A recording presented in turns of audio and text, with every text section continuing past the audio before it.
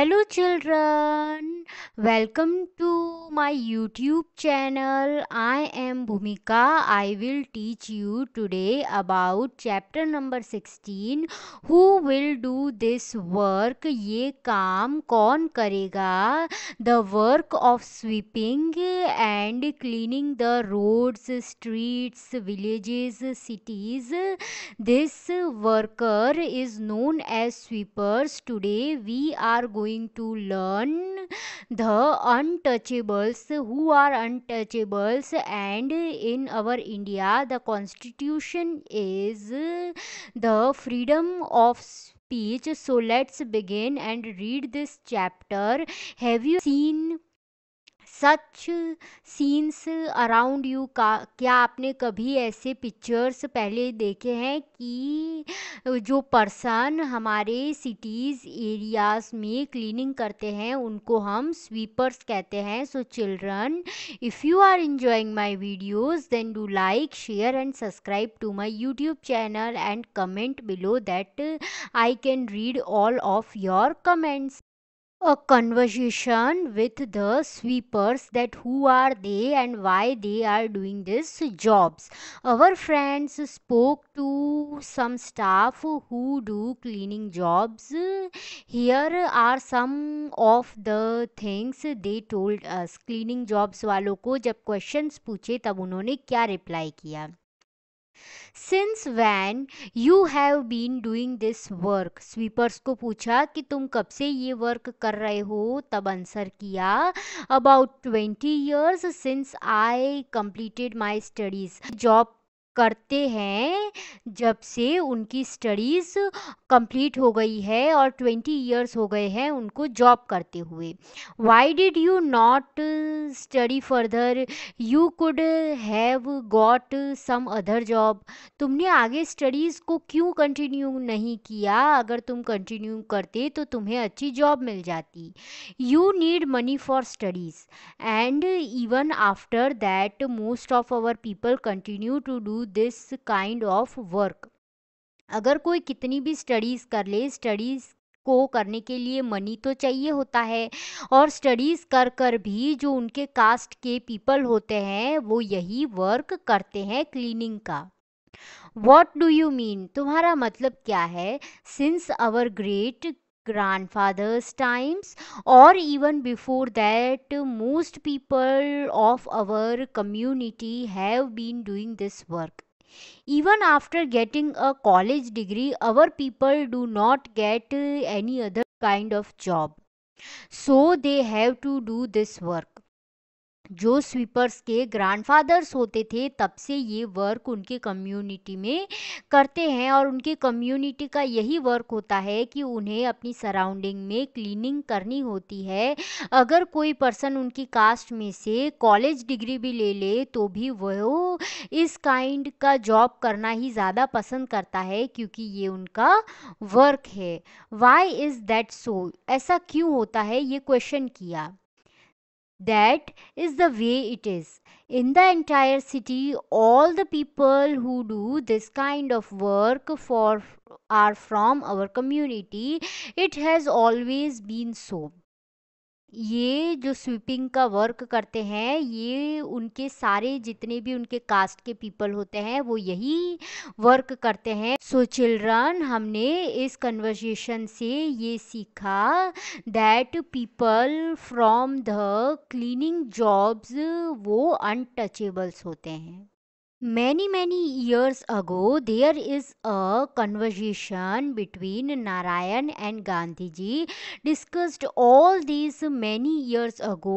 Have things changed now? और अभी जो things है वो change हो गई है क्योंकि गांधी जी का ये डिसीजन है कि स्वीपिंग का जो वर्क होता है वो एवरी पर्सन का होता है. ये ओनली स्वीपर्स का ही वर्क नहीं होता है. हमें सबको साथ मिलकर हमारे इंडिया को क्लीन करना है. A childhood story. This story is almost 100 years old. 7 years old Bhim went to Goregaon in Maharashtra with his father to spend his holidays. He saw a barber cutting the long hair of a rich farmer's buffalo. He thought of his own long hair. He went to the barber and asked for a haircut. The barber replied, "If I cut your hair, both my razor and I will get dirty." Oh, so the cut human hair can be dirtier than cutting an animal's hair, wondered little Bheem.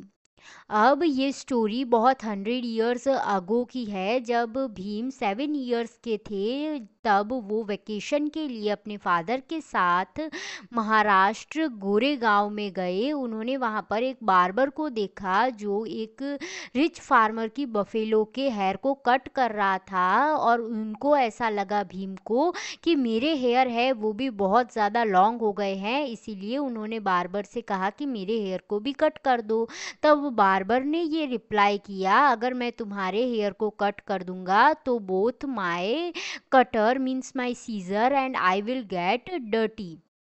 तब भीम को ऐसा wandered हुआ कि आप animals के hair को cut कर सकते हो, क्या ह्यूमन बींग्स के हेयर को कट नहीं कर सकते? Later this little Bhim was known as Bhimrao Baba Saheb Ambedkar. He became very famous across the world. Baba Saheb fought for justice for people like him. After India's freedom, the constitution was prepared under the leadership of Baba Saheb. अब जब वो little Bhim बड़ा होकर भीमराव बाबा साहेब आम्बेडकर बना और पूरे world में famous हो गए, बाबा साहेब ने बहुत सारी फाइट्स की अपने जैसे पीपल को जस्टिस दिलाने के लिए। और भीमराव आम्बेडकर थे वो भी एक स्वीपर ही थे, मींस अनटचेबल ही थे, और उन्होंने हमारे इंडिया का कॉन्स्टिट्यूशन लिखा है और वो सबसे बड़े लीडर थे Baba Saheb. A conversion in school the reality today. आज की जो रियलिटी है हम इस कन्वर्जन से स्टडी करने वाले हैं. Hetal, I am Hetal and this is Meena. We both study in class 3rd. एक स्कूल के अंदर हेतल और मीना स्टडी करते थे क्लास 3 के अंदर. Question, what all do you do in school. तुम स्कूल्स में क्या करते हो? Meena, we clean the ground. Meena ने क्या कहा कि हम ग्राउंड को क्लीन करते हैं. Do all children clean. Hetal ने कहा कि नहीं, सारे चिल्ड्रन क्लीन नहीं करते. मीना ने कहा we also have to clean the toilets. We do it on different days. I clean on Monday, she does on Tuesday and she on Wednesday. All children from our community do this. Meena ने कहा कि हम toilets को भी clean करते हैं school के अंदर और हम डे बाय डे करते हैं, जैसे मंडे को कोई और करता है, ट्यूसडे को कोई और करता है, और हमारी कम्युनिटी के जितने भी चिल्ड्रन होते हैं वो सारे ये वर्क करते हैं. तब हेतल ने कहा we have to carry 20 buckets of water for this. We have to sweep and wash. Hetal ने कहा कि हमें एवरीडे 20 buckets को फुल वाटर से भर कर यहाँ पर लाने होते हैं और बाद में हम स्वीपिंग और वॉशिंग का काम करते हैं. तब क्वेश्चन हुआ, why only you, why not all the children. Only तुम ही अपने स्कूल में सारा वर्क क्यों करते हो, सारे चिल्ड्रन ऐसा क्यों नहीं करते.